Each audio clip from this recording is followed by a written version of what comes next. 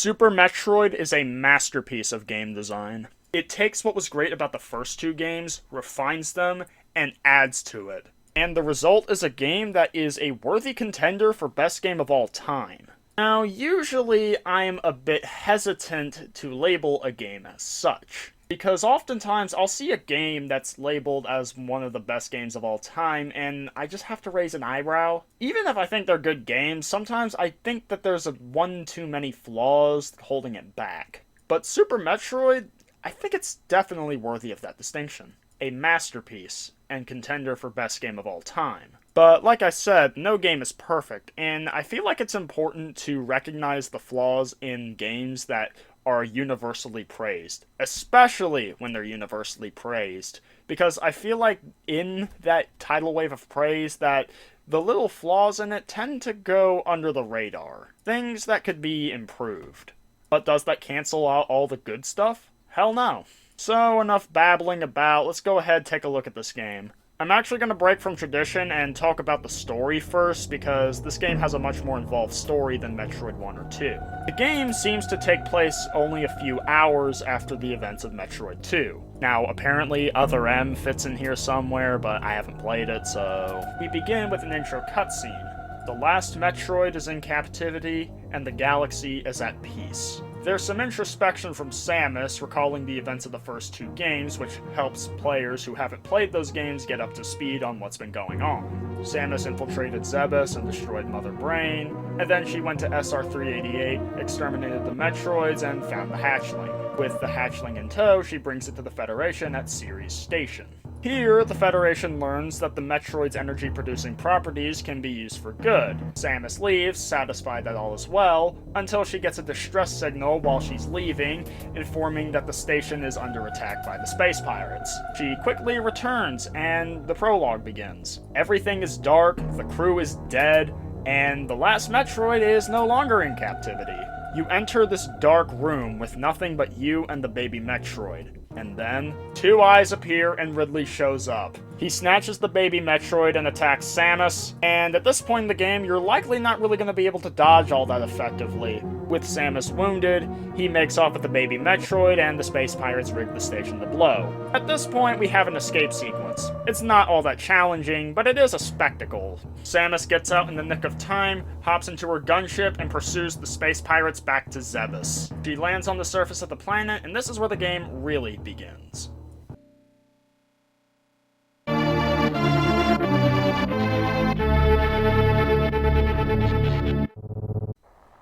Normally, this is where I would talk about the controls, however, I do need to elaborate on the story just a little bit more before we get there. It's raining, and the space pirates are nowhere to be seen. Samus goes left, investigates a cave, nothing in here except some small bugs which skitter away at the sight of Samus. As you explore, you'll find a vertical shaft, the same one that you escaped from at the end of the first Metroid. And then you'll find the old Turian command center, which was destroyed at the end of that game. Now, I didn't realize this first time I played because I never beat Metroid 1 until after I beat this game, but it's a really cool detail and shows just how much time has passed. You'll head down an elevator and emerge in a very familiar blue cavern. Now this part I did recognize, so I decided to go left, and sure enough, the morph ball was here. What I did not expect, however, was a camera looking at Samus and making this noise.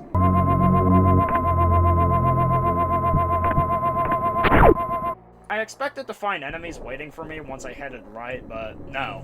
Find the first missile tank, go right, get another missile tank, another creepy camera. There's really nothing else to do down here at this point, so you head back up the elevator, and this is when the space pirates show themselves. They crawl on the walls and ceiling, and try to stop Samus from escaping the old Turian command center.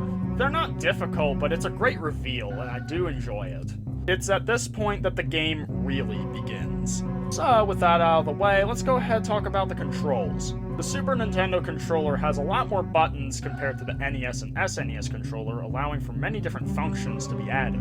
Octo-directional aiming is now a thing, and this can be achieved by either holding the D-pad in two directions at once, which will also have Samus move, or by pressing the L and R buttons, which will angle Samus's blaster down and up respectively.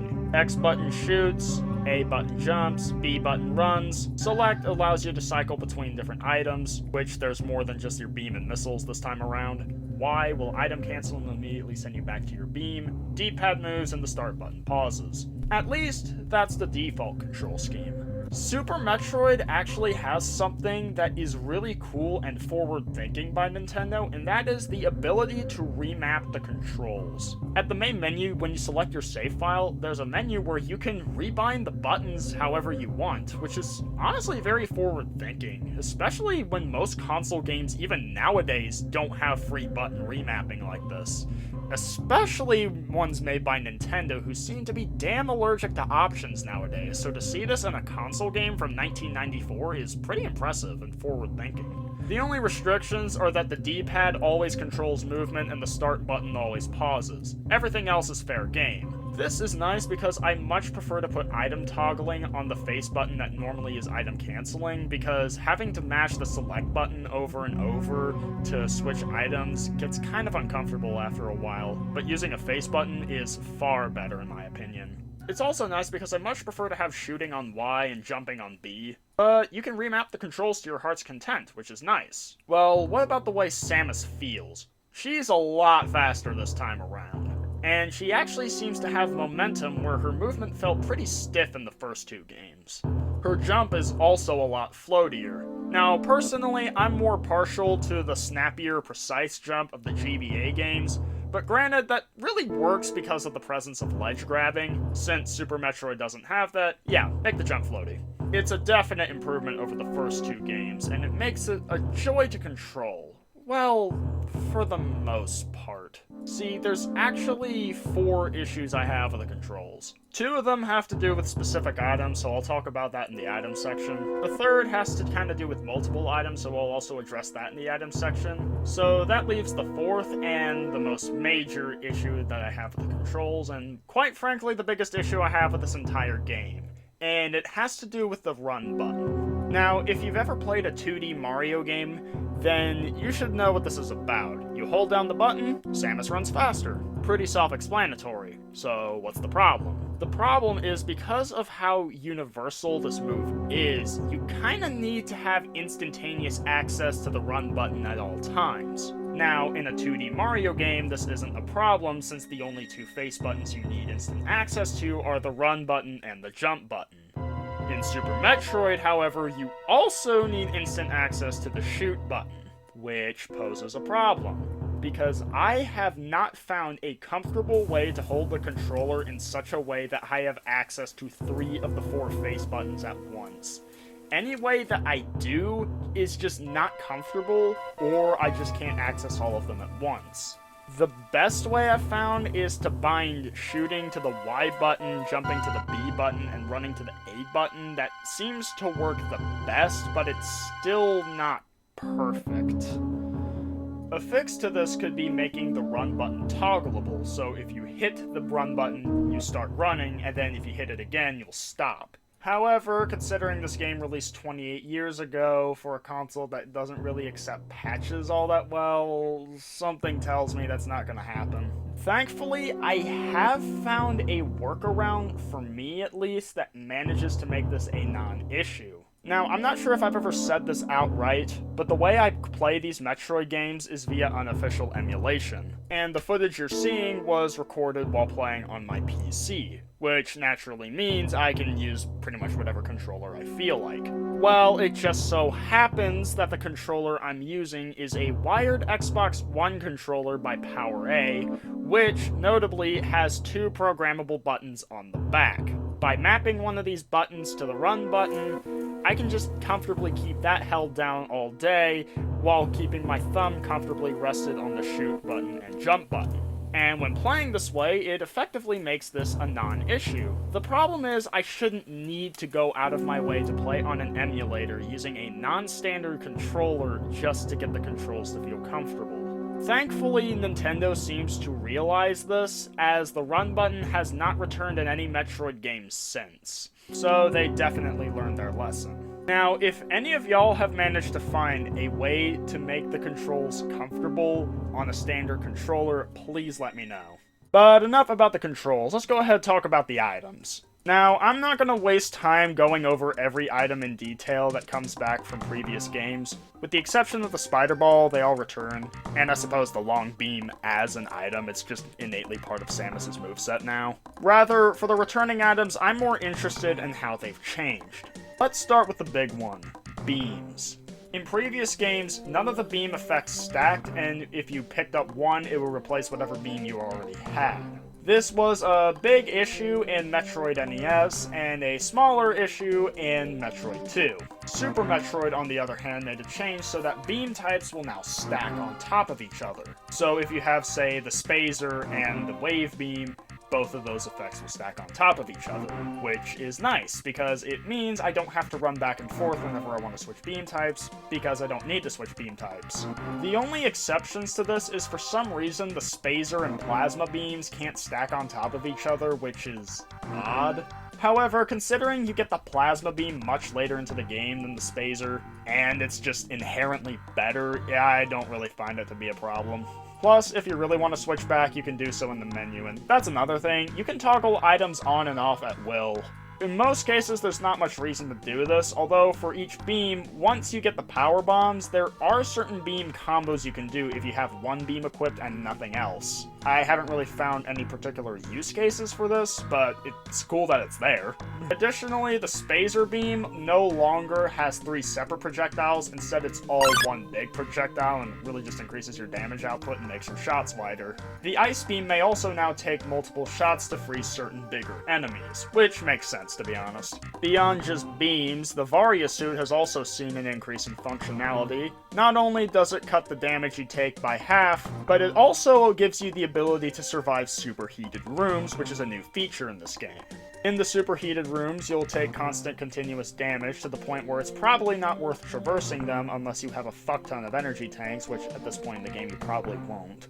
But once you get the Varia suit, then these won't become a threat at all and you can pass through them normally. Missiles can now be shot faster. The space jump is back from Metroid 2, along with its picky-ass button timing. I mean, it is a little more forgiving than Metroid 2, but not by much. If you fuck up the rhythm, you'll drop like a sack full of hammers. Beyond that, the returning items pretty much function exactly the same as they did in previous titles. However, we now have a whole host of new items to go along with that. First, we now have 2 new types of ammunition, super missiles and power bombs. Super missiles are exactly what they do on the tin. They're just missiles, except 5 times as powerful, and they can also open green hatches. You can't fire them as fast as regular missiles, but chances are you probably don't need to. They shake the screen and any enemies crawling on the walls or ceiling will drop down to the floor. Great way to make you feel the impact. They also run on a separate supply from regular missiles, and it's a lot more constrictive, so you have to be a lot more smart about how you use them. Then there's power bombs, which basically act as screen nukes, although they don't kill every enemy as the stronger ones may survive. However, it can reveal all the bomb blocks as well as power bomb specific blocks, and it'll also open orange hatches. The uses in combat for this are admittedly a bit more niche, but I see it more as a traversal tool and a sort of lock and key sort of deal. Plus, it can be used in a few advanced techniques. Additionally, we also have the grapple beam, which admittedly feels a little clunky, but it's a really cool addition, which shame it didn't return until Samus Returns in 2017, at least in the 2D series. I know it was in the Prime games. But it's a nice item that adds several traversal opportunities.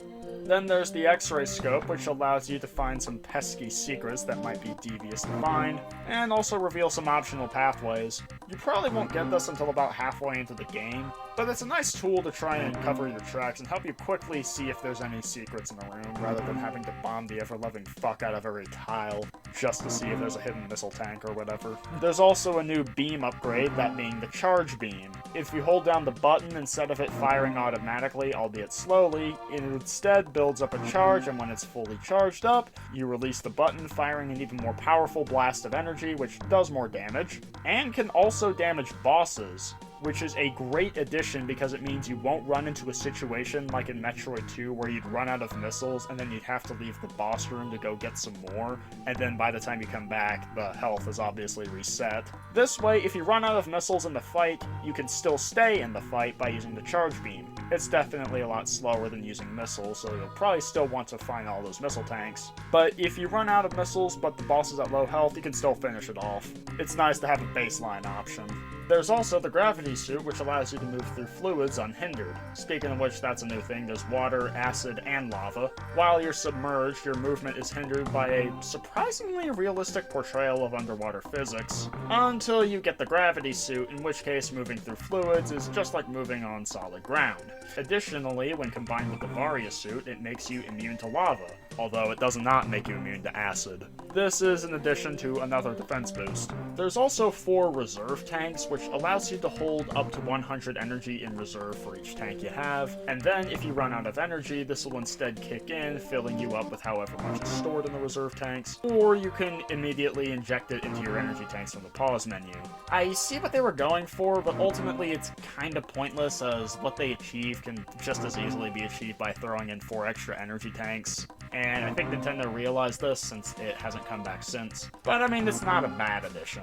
And finally, there's the speed booster. Hold down the run button, and if you have enough stretch of land, it'll kick in, allowing you to run at sonic speeds, while also blasting through everything in your path.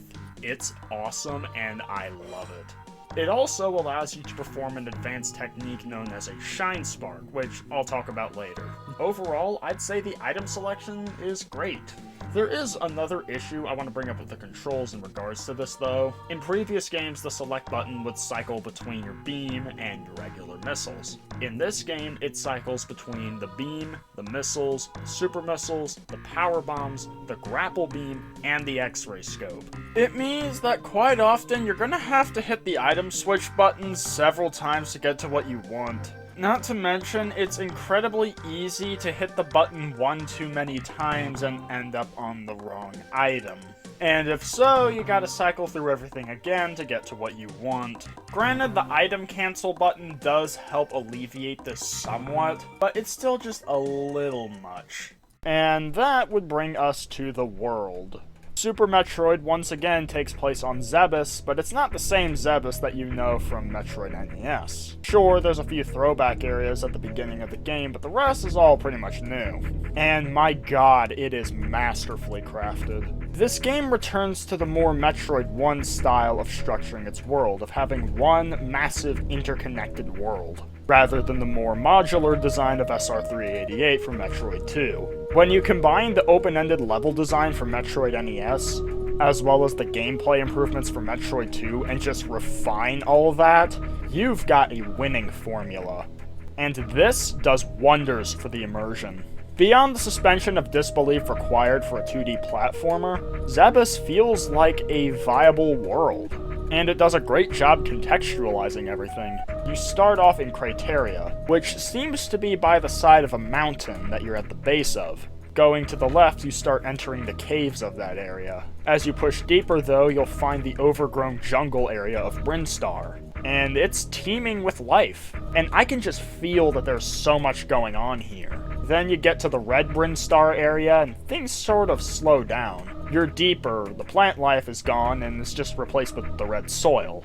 This game's equivalent of a fire level, that being Norfair, is contextualized as being very far deep underground, possibly in the mantle of Zebes. Meanwhile, to the right of Crateria is the Meridia Ocean, and in there is the wrecked ship. Beyond there, you get to explore the actual Meridia area. There's the top surface area, which is basically what you'd expect of the ocean, but then the deeper part of Meridia is a lot more alien as it represents the deep sea. If you look at the creatures that are at the bottom of our own oceans on Earth, you'll know that they're very alien looking. And Super Metroid is a nice little microcosm of that, although it's on Zebes, not Earth. You'll eventually end up going back to Norfair, and you have to go very far deep into Norfair to get to Ridley. The soundtrack and the visuals perfectly allowing you to feel the heat down there. With Samus's armor, even with the Varia suit and Gravity suit, still glowing red from the heat. It's excellent world design, and it does wonders for the immersion. But beyond just immersion and environmental storytelling, it also makes for great gameplay. Like Metroid NES, Zebes in this game is very open-ended. But unlike Zebes in the first game, it actually has great conveyance. When I first did a playthrough of this game in early 2020, I only got stuck twice. The first was in the new bridge room in Green Brinstar. You know, the one everyone gets stuck in until they realize that there's a run button. And the other was after exploring the Upper Meridia area, and I had to find out how to get into Lower Meridia. And let me just say, that sequence is so fucking cool. You lay a power bomb and the tube fucking shatters. And honestly, I actually did think of doing this, but the thing is, once I laid the power bomb and it went off, I immediately exited the room because I thought it would have broken with the power bomb blast instead of after it. In other words, I laid the power bomb, but then I left before the tube actually shattered, so I got stuck for a while. As it turns out, I was on the right path. I just needed to be, like, patient for one more fucking second. But still, even that's conveyed well, because in an earlier room, you'll see a shattered tube, which will get the player thinking, maybe there's a way I can break the other tube. And if you start spamming your arsenal, you'll eventually find that the power bomb shatters it. Even beyond this, the game has its nice guiding invisible hand that you don't really notice, but it gives you just enough to nudge the player in the right direction to figure out where they need to go, which is certainly helpful for new players. But how does Super Metroid have the replayability that it does? 2 words: sequence breaking. Super Metroid is the first game in the series that I'd say actually has sequence breaking, as in Metroid 2, you couldn't proceed to the next area until you eliminated all the Metroids in the current area, otherwise it would just be blocked off by lava. And Metroid 1 was so open-ended and poorly conveyed to the point where I don't even know if there was a sequence to break. As in that game, once you get the first missile tank and the morph ball bombs, there really isn't a set path. Super Metroid clearly has a set path. Initially, the setup is the same as Metroid NES. There's a whole bunch of bosses all around Zebus. You gotta kill them to gain access to Torium. There's 4 of them this time around, not 2. Now, the intended order that you're supposed to kill these bosses is Kraid, then Phantoon, then Dragon, and then Ridley. But, depending on how well versed you are in the game's systems, you can actually go out of this order, as well as out of the order for getting certain upgrades. Some of these were intentional. The 2 most notable examples of this are wall jumping and shine sparks. Wall jumping is an ability that Samus has right from the get-go, but if you haven't played the game before and haven't looked up any tutorials or anything on it, then you're probably not going to know about it until you backtrack and explore Green Brinstar some more. If you fall into this pit and use the save station, you'll be trapped down here. Heading to the right will only lead you to the bottom of a vertical shaft, with seemingly no way to traverse it, so all you can do are watch the cute little Edacoons there as they chirp the power-up jingle and then start jumping off the walls to gain height. It becomes clear to the player that they have the ability to wall jump. Now to do this, you head up to a wall while in the spin jump, then you press the D-pad away from the wall and then hit the jump button, and this will cause Samus to jump off the wall. Basically, you're trapped down here until you get good enough at wall jumping to escape. Now, the timing does take some practice to get used to, but once you get it, it is so great, especially considering that wall jumping does not lock your horizontal momentum, which means you can jump off a single wall and then immediately turn around in midair back to said wall and then just keep infinitely wall jumping off that one wall. Once you know about this, then there is suddenly a whole lot of new paths that become open. And you have this right from the beginning, so if you know where to use it, you can sequence break, get items early, fight bosses early, and just save some time. In fact, for the playthrough I recorded for this video, when I first got to the vertical shaft in Red Brinstar, instead of going down like you're supposed to,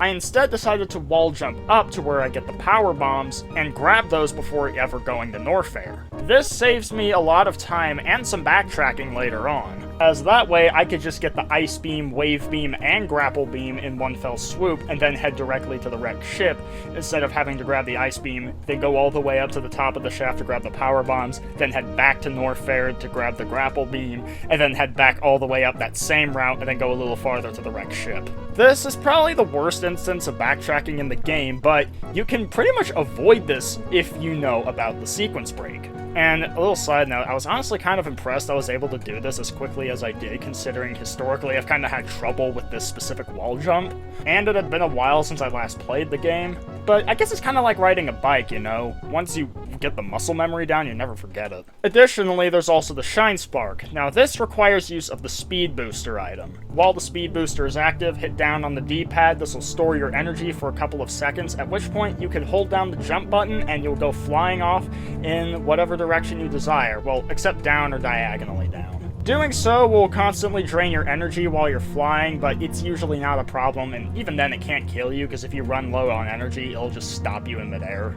This also brings me to the fourth and final caveat with the controls that I had. Now, Shine Sparking directly up is pretty simple. Just stand still, hit the A button, and off you go. Shine Sparking diagonally is also pretty easy, as you basically just do the same thing, except hold the button to angle your blaster up while facing in the direction you want to go, and you're ready to go. It's horizontal Shine Sparking that I have a bit of trouble with. Now, future games would have it so you hit the jump button, then Samus hovers in the air for a split second, during which you just hit the D-pad in the direction you want to go, and then off you fly. But in Super Metroid, Samus just takes off instantly, which means you have to hit the jump button as well as the D-pad in the direction you want to go, like, right one after the other. You can't hold the D-pad and then jump, because then that'll just have you do a regular spin jump and not a Shine Spark. And the window of time is so strict that I've just never been able to do horizontal Shine Sparks with any consistency. Like, I've been able to accomplish them, but I've just never been able to do them consistently because of how finicky it is. Now, if there's somebody who does know how to consistently do horizontal Shine Sparks in this game, if there's something I'm missing, please let me know.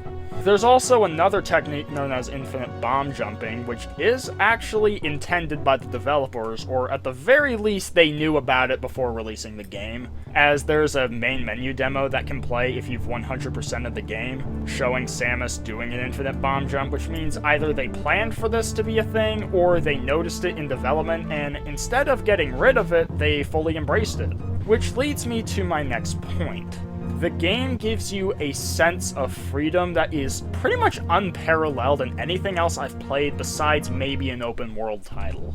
In fact, if you know enough sequence breaks, it's actually possible to beat the bosses in reverse order, and there's an official speedrunning category for that. And that's just the ones that were intended. There's also several unintended sequence breaks. Most notable one is the Mach Ball. By doing a certain set of actions, when you land in Morph Ball mode and start moving with it instantly, you'll actually go much faster than normal, which allows you to get early super missiles and an early ice beam. And because Super Metroid was designed to be able to be broken in so many different ways like this, it means that it really doesn't matter at the end of the day if the sequence break you're using was intended or not, because it's baked into the game's core DNA. The game makes a deal with the player. We'll give you a path for you to follow that we intend. If you want to stray from that path, however, we will let you do so, with the presumption that you can handle whatever increased challenge results from you not having everything we intended you to. Very few games, even nowadays, respect the player's freedom this much. And it's something that I absolutely adore about Super Metroid, because with so many ways to route the game, it becomes infinitely replayable. And while I'm sure speedrunners have found the optimal path, even if you're not a speedrunner, there's a lot of room for self-optimization. And I understand not everyone finds that appealing, as evident by the fact that the Metroid series and the Metroidvania genre in general is a fairly niche one, but I find it really damn appealing. Unlike those open world games, though, it doesn't run into all the pacing issues that arise from that. Backtracking is part of the Metroid formula, there's no disguising that. But in most cases when you do have to backtrack, it's because there's plenty of content that you can now do that you couldn't earlier. And this is a good example of backtracking, because there's a good reason to. And some of it is done in masterful ways, like when I was first playing this game, when I went to the top of the vertical shaft in Red Brinstar, I emerged and I was right back where I started at Samus's gunship. I decided to trek through Brinstar again and get all the upgrades I couldn't get earlier. This is backtracking done right. Unlike, say, having to run back and forth through Magmore Caverns just to grab one item on the other side of the map before making your way back through Magmore Caverns again, like in Metroid Prime 1.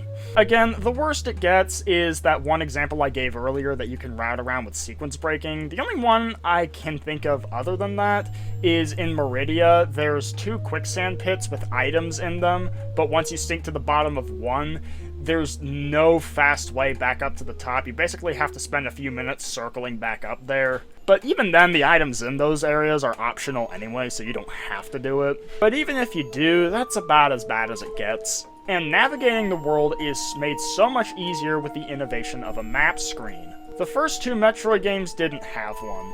Metroid 1 was practically dying for one, and while Metroid 2 could certainly be completed without one, it probably would have benefited from it. Now, the map itself is not very descriptive.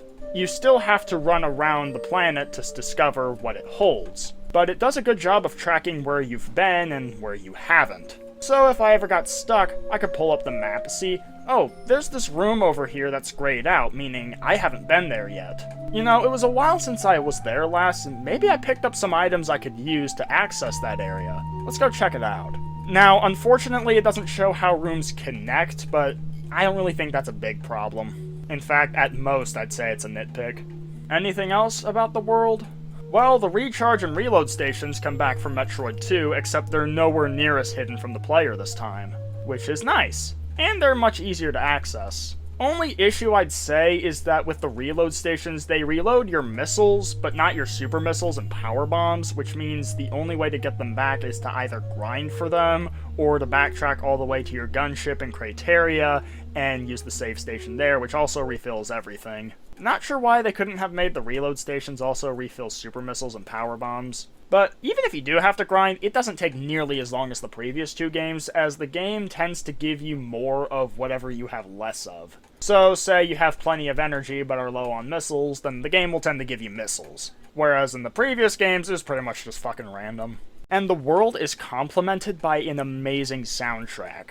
And while I wouldn't say it's my favorite in the series, it strikes an excellent balance between atmospheric and catchy. I could hum most of these tracks from memory, and yet at the same time while I'm playing, they're very fitting. The initial Crateria theme is pretty desolate.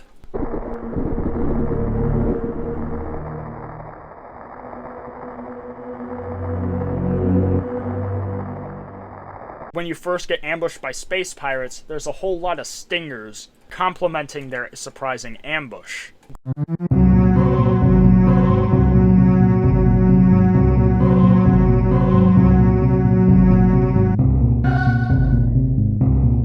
Green Brinstar is teeming with life and pretty busy, so it makes sense there's a more upbeat, lively track in the background.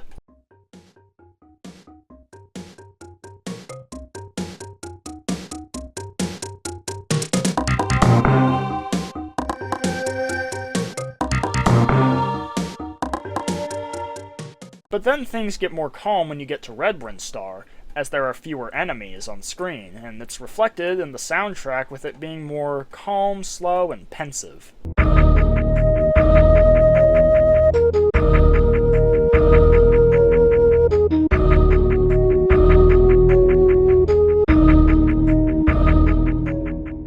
Norfair are all caves and caverns, and the track that plays is soft, subdued, and sounds like it's being echoed off the walls of the caverns you're in.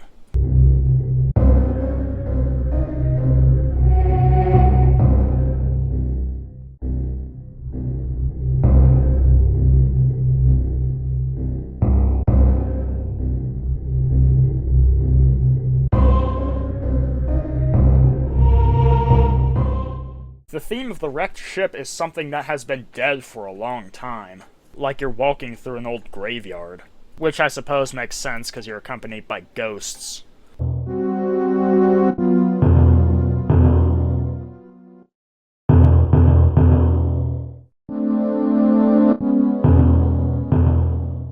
Upper Meridia is sort of muffled, as if the sound is coming from above the water and it's just getting muffled because you're below it.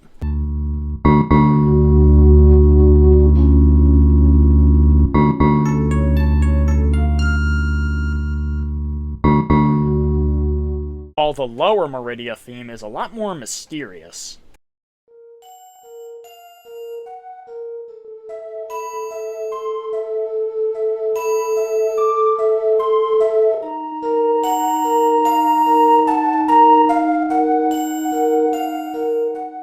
And the lower Norfair theme is probably my favorite track in the entire game.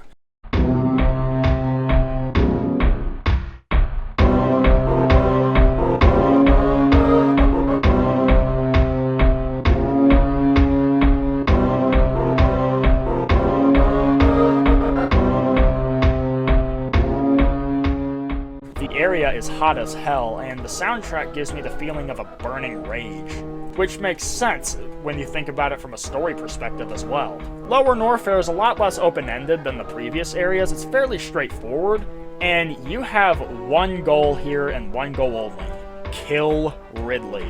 Now, I've never read the mangas or any of the expanded material, but from what I understand, Ridley apparently killed Samus's parents, and the track just feels like, I'm coming to get you, Ridley, and I'm going to fucking kill you. It's great stuff, and I really enjoy it. And since I can't think of any better opportunity to do so, let's go ahead and talk about the bosses. They're definitely an improvement from the past two games, although admittedly that's not really saying too much. There's roughly a dozen or so in the game, and they're definitely a lot more fleshed out than anything we had previously. Most of these bosses are pretty easy, and admittedly I think I might have liked just a little bit more challenge in these fights, but at the same time the Metroid series isn't really founded on a steep difficulty curve either, at least not the open-ended game, so it's a nitpick at best. Kraid is fucking massive, towering over you while shooting at you with projectiles, but the game shows you that you can overcome him, even though he's fucking huge. Batwoon is a pretty interesting case of cat and mouse. He can pop out of any of the holes and retreat into any of them, so you gotta be on your guard for when he pops out. I also really like the Chorizo. First time you fight him is right after getting the bombs. The door locks and all of a sudden the Chozo statue, which are always a friendly sight, suddenly becomes not so friendly. It sheds its shell, wakes up, and starts attacking you. Now, this first fight isn't really all that challenging. It feels like you survive by the skin of your teeth, but from the sheer amount of pickups you have, you're not really in much danger. Now, in Lower Norfair, there's a reprise of this fight where he comes back with a whole new set of armor, and it's a lot more challenging. He'll sidestep your missiles, and he can even catch your super missiles and throw them back at you. So you either have to use super missiles and just use volume of fire so he can't catch them all, or use charge beam shots. It's a fun fight. Dragon is pretty cool, honestly. The arena has these 4 turrets that you can destroy that will leave behind electrical wreckage. Meanwhile, Dragon himself will swoop back and forth really quickly, except when he's going slow, he'll release these little sticky glue things, and if it hits you, he'll grab you and slowly damage you. Hitting him with your missiles is really tough, but there's actually a really cool alternative solution. You can let him grab you intentionally, and then when you're near one of the broken turrets, grapple onto it with your grapple beam. It'll chain the electrical current through Samus and into Dragon and drain your health and the health of Dragon really fucking quick. And as long as you've been collecting more than just a few energy tanks along the way, you should be able to out-tank him easily. Sure, this completely trivializes the fight, but it's such a cool puzzle solution that I love it nonetheless. Ridley is probably my favorite boss, as he's definitely the most challenging in the whole game. It's a straight-up long protracted fight in a long vertical arena. Dodging his tail and projectiles are tricky. He has quite a bit of health too. Even if you've been collecting all the upgrades, it's not a fight that you can always just win by tanking everything and just pummeling him with your missiles. It requires some mechanical skill, and I really enjoy that. While I'd say most of these bosses would give new players trouble, once you learn them, they're pretty easy, again, except for Ridley. But I'd hesitate to call the vast majority of them bad, because again, Metroid's core design philosophy is not necessarily founded upon a steep difficulty curve. There are 2 bosses, however, that I don't really like, not because they're easy or hard, but because they're just tedious. Those being Phantoon and Spore Spawn. Phantoon is the boss in the wrecked ship. He's basically a ghost who's transparent and therefore intangible, but will occasionally go opaque, allowing you to hit him. The problem is, there's such a long fucking time that he spends transparent. And when he does go opaque, you can only really hit him with 2 or 3 regular missiles or 1 super missile. Speaking of which, if you hit him with a super missile, he does this series of attacks that are incredibly difficult to dodge until you figure out you can just jump through them with the charge beam. At which point, it just becomes a boring slog as he does this like 8 times in a row before going back to his regular attack cycle, so you have to make a choice. Do you refrain from using super missiles so that the time you have to wait between being able to hit him is reduced? Or do you use super missiles for the extra damage with the trade-off that it's going to take longer before you can attack him again? While the fight can be challenging for a new player, it doesn't really retain that challenge on subsequent playthroughs, and it just leaves the tedium, and it's only made worse by the fact that it's a fucking gold statue boss that you have to kill to gain access to Torian. And then there's Spore Spawn, the worst boss in the game and contender for worst boss in the entire goddamn series. All he does is move around in a figure-8 pattern, the same one for the duration of the fight, while occasionally opening his mouth, allowing you to shoot him. His only attack, besides physically touching him, are these tiny little spores that slowly drop from the ceiling to the point where they don't pose any sort of threat at all. If anything, they just make the fight even easier because you can just shoot them to gain pickups. Hell, even when I sequence broke to get the super missiles before this fight, and I only have to use 4 super missiles to kill him, it still felt like a drag. And normally, you don't get the super missiles until right after you kill him. And using regular missiles just causes the fight to drag on for even fucking longer. At least if you do the sequence break to get the early super missiles, you can skip him though, so there is a consolation there. But if you want the extra super missiles, then yeah, you're gonna have to fight him. Or if you want to get 100%. So once you kill Ridley, you enter the room he's guarding only to find the capsule shattered and the last Metroid nowhere to be seen. You've scoured the rest of the planet, so now there's only one last place left to look. Torian. Before going there, you might want to scour the rest of the world and grab any upgrades and items you might have missed. Or you can skip that and just go straight to Torian. You enter the gold statue room, and each of the statues of the 4 main bosses fade to gray, signaling that you've killed them. With all of them dead, the entrance to the new Torian Command Center is revealed. An eerie remix of the Torian theme from Metroid 1 plays, and you find that while you were busy searching the planet, the space pirates have been at work cloning the last Metroid, as there are now several of them swarming around Torian. At this point, you know the drill. Freeze him with the ice beam, finish him off with the missiles, or you can use a single super missile. Additionally, if they latch onto you, you can still wiggle around while laying bombs to try and dislodge it, or you can lay 3 power bombs which will end up killing it.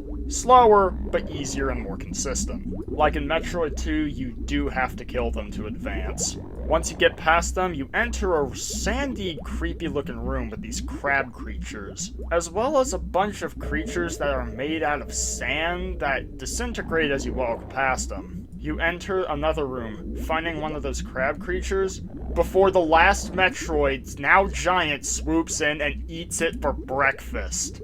Its body turning to sand, showing how it was the last Metroid that did all this. Well, unfortunately for you, they were just the appetizer. You're the main course. Try as you might, the last Metroid will latch onto you and start sucking you dry. When I first played this, I was fucking terrified because I could not for the life of me figure out how to shake him. But right as Samus is about to die, the last Metroid stops, hearing the low energy alarm from Samus's suit, recognizing it when it heard it back in Metroid 2.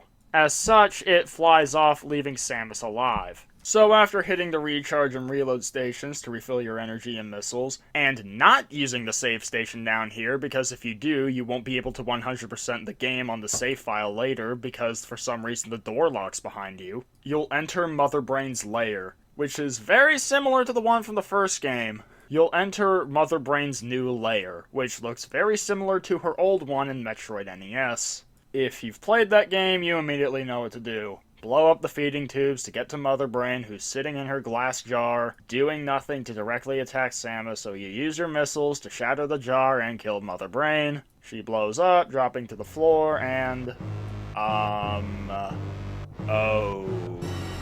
So, apparently whatever necromancy the space pirates did to revive Mother Brain after Samus killed her at the end of the first game, also gave her a giant fucking mechanical body that she's now going to unleash on Samus. So, you do the only thing you can. Unload into Mother Brain with more missiles and charge beam shots. And she's a massive fucking sponge. You'll probably run out of super missiles and possibly even regular missiles, forcing you to rely on charge beam shots, and she just won't go down. You'll see her charging up something, and then she unleashes her ultimate weapon on Samus, the Hyper Beam. It completely shreds through Samus's energy, leaving you with nothing you can do. Even when Mother Brain stops her attack, The impact has left Samus completely immobile. And there is no way on Zebus that you can survive another blast like that. Mother Brain knows this too as she charges up another Hyper Beam to finish off Samus. But right as she's about to unleash it, the last Metroid swoops in and starts sucking Mother Brain dry. It's this great fucking moment that ends up paying off what Metroid 2 set out to achieve. You saved the life of the last Metroid back in Metroid 2, well now, it's saving your life here. With Mother Brain seemingly dead, the last Metroid comes over to you and uses the energy that it sucked from Mother Brain to revive you. Unfortunately, Mother Brain is not quite dead yet. She's down, but not out. Soon she gets up and starts attacking the last Metroid. And here's when some great bit of environmental storytelling happens. All throughout the game, with every boss you've been fighting, as you've been lowering its health, it fades to a more yellowish color, and then to red as it takes more damage. And looking at the last Metroid, that is exactly what's happening. Even when I first played the game back in 2020 when I had never even touched Metroid 2, I still had this feeling of horror because even within these few minutes, I had gotten attached to that baby Metroid. And while Samus saved it back in Metroid 2, she unfortunately cannot save it this time. However, in reviving Samus, the baby Metroid also gives you Mother Brain's ultimate weapon, the Hyper Beam. And now it's time to avenge the baby Metroid and give this fucker a taste of her own medicine. Where previously my super missiles and missiles were doing nothing to her, each blast from the Hyper Beam sends Mother Brain reeling back. There's nothing she can do to stop you unless you just relent in your assault. Soon, she goes down, but once again, her death triggers another explosive escape sequence. Except this time, it's not just the old Turian command center, it's the entire fucking planet. And this escape sequence is longer and much more challenging. Thankfully, you still have the Hyper Beam, and you're gonna need it to cut down the gates, as well as the gold space pirates, which were previously highly resistant to your weaponry. Of course, it's not like they're too busy dealing with you, because they're busy running for their lives. Once again, up out of Torian, and towards your gunship. However, there's a really cool detail where you can actually go and save the animals that taught you the wall jump and the shine spark. This does take a couple of seconds to do, but I'm not a speedrunner, so yeah, I'm gonna save the fucking animals. Then you get in your gunship and fly away and watch the whole planet explode in the background. If you do save the animals, you'll see a couple of pixels flying away from it, which I take as them surviving. And that, ladies and gentlemen, was Super Metroid. A game that, while not without its flaws, I still think is worthy of being called a masterpiece and one of the best games of all time. Now, the biggest flaw I had was, again, the run button, and even then I managed to find a way around it, even if it's not the best solution. But it is indeed a solution, which is more than I can say for the biggest flaws of some of the other games in the series, where fixing those would require heavy modding. Pretty much every other issue I mentioned is pretty fucking minor. The world design is excellent. The degree of freedom you have is great. The bosses are good. And this game from 1994 stands the test of time, without a doubt. So where would I place this on my tier list? Definitely S tier. Now, is it the best game in the series? Could be. Now, my opinions can change, but if you were to ask me right now, I'd say, yeah, it is. Of course, there are still 3 more games that could potentially dethrone it, but that's gonna have to wait for another time. Because next time in this series, we're going to be taking a look at a very controversial game, Metroid Fusion for the Game Boy Advance. I hope y'all will join me then, and hopefully that review won't take 9 months to make after this one. But anyways, that's gonna be about it for this video. If you enjoyed, make sure you hit the like button and subscribe for more, and tell me what you think of Super Metroid. Have you played it? And if not, do you plan on playing it? Let me know. Anyways, that's it. Peace!